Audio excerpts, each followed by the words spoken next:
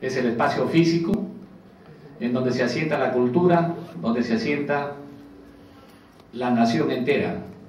Dentro de ese espacio en donde se asienta la nación entera y donde están sus potencialidades, donde está su poder, entonces podemos hablar que dentro de esta realidad se encuentra el poder nacional y se encuentra el potencial nacional.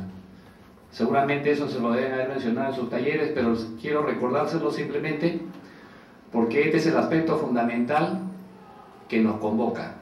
Y si me convocan a esta reunión para tratar sobre el tema de amnistía, yo no quiero discutir sobre la amnistía o exponer una idea sobre la amnistía como perdón legal o como olvido legal, perdón.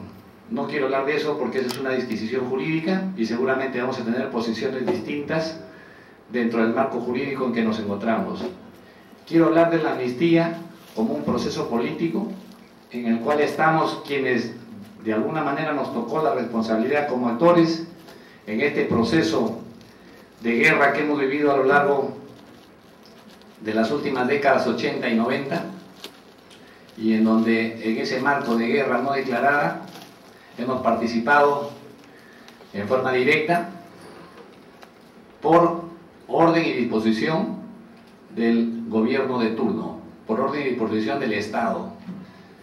Nosotros queríamos recordar también que nuestro ingreso no es una novedad que el Estado haya dispuesto a la intervención de la Fuerza Armada. Lo hizo el año 32, lo hizo 33, perdón, lo hizo el año 48, lo hizo el año 65, 66, posteriormente lo hizo el año 80. O sea, el ingreso de la Fuerza Armada ha sido una constante en el siglo XX, para no abrirnos mayores espacios de tiempo para revisar. En ese periodo de tiempo, la Fuerza Armada era utilizada o ha sido utilizada como el recurso más inmediato que tenía el Estado para solucionar los problemas de orden político-social.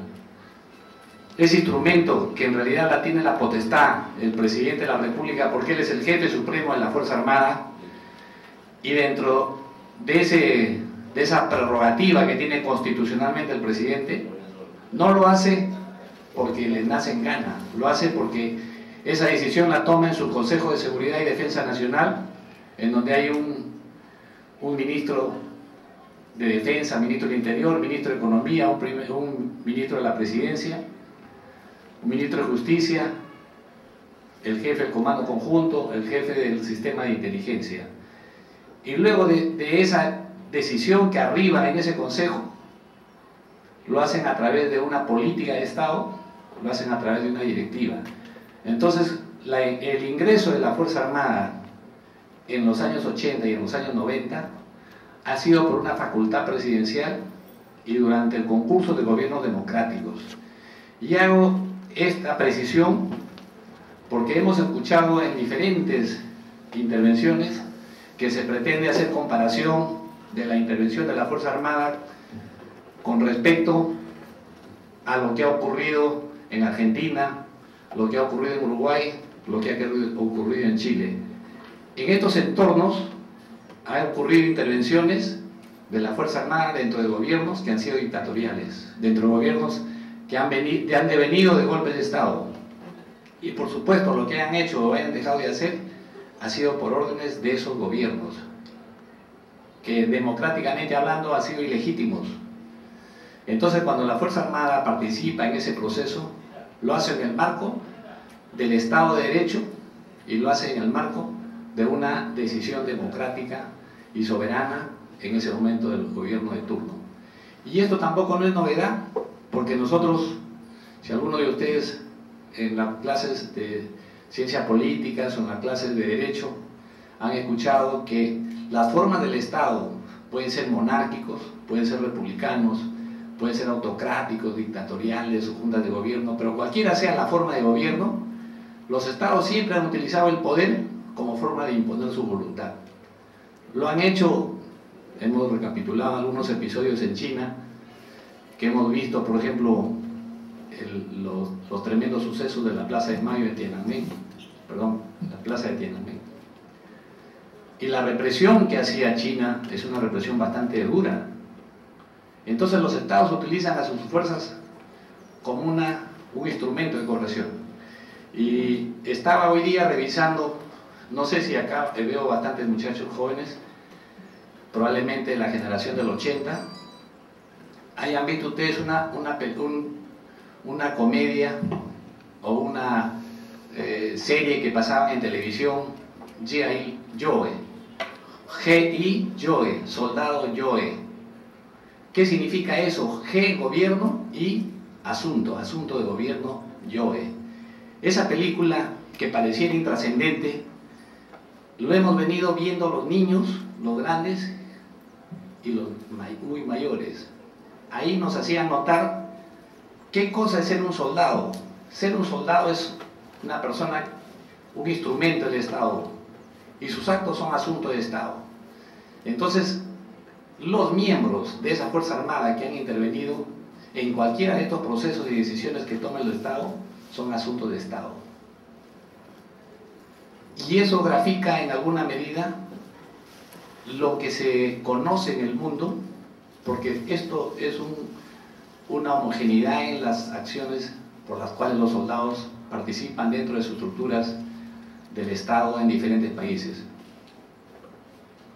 Sin embargo, nosotros hemos ingresado a este proceso el año 80 porque definitivamente hubieron situaciones de las políticas del Estado peruano que no eran consecuentes con el bienestar que se aspira a dar a todos sus ciudadanos.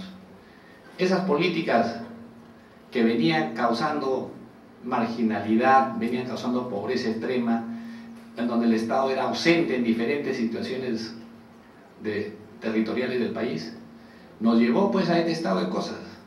Ingresamos a una guerra interna. Lo que sucedió a partir del año 80 fue una guerra no declarada. Lamentablemente, de acuerdo a las leyes internacionales del derecho de la guerra, está tipificada como conflicto armado interno de cuarta categoría en la modalidad de actos criminales disturbios. Pero todo eso no es más que una configuración por la cual, dentro del marco del derecho de la guerra, ocurrieron los acontecimientos en el país. Pero en el fondo es un acto de guerra no declarada que definitivamente nosotros los soldados hemos asumido el gran costo de esa responsabilidad, porque el Estado, una vez más, ha actuado en forma hipócrita, ha actuado de perfil a la realidad. Ese Estado al que nosotros en muchas oportunidades le hemos censurado, hoy en este tiempo, esta última década, nos ha dado la espalda a los militares. Nos ha dado la espalda porque el propio Estado nos persigue, nos judicializa por una negligencia de ese Estado que en su momento no supo resolver los problemas.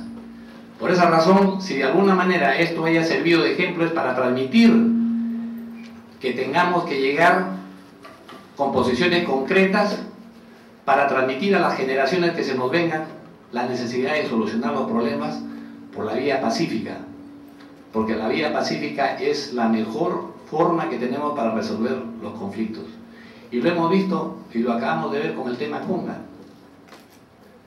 En el tema Conga nos ha dado un ejemplo de lo que significa cuando hay que anteponer a veces los intereses del Estado para solucionar los problemas, porque de otra manera hubiera sido que por razones de Estado hay que permitir que continúe ese tema, al margen de que hay problemas de orden social, que ha habido una mala relación poblador versus la empresa, hay un pasivo medioambiental insalvable. Al margen de eso, lo que yo rescato es la oportunidad que este Estado nos da para tomar como ejemplo y decir pues que bueno, lo único que queda es resolverlos por la forma pacífica.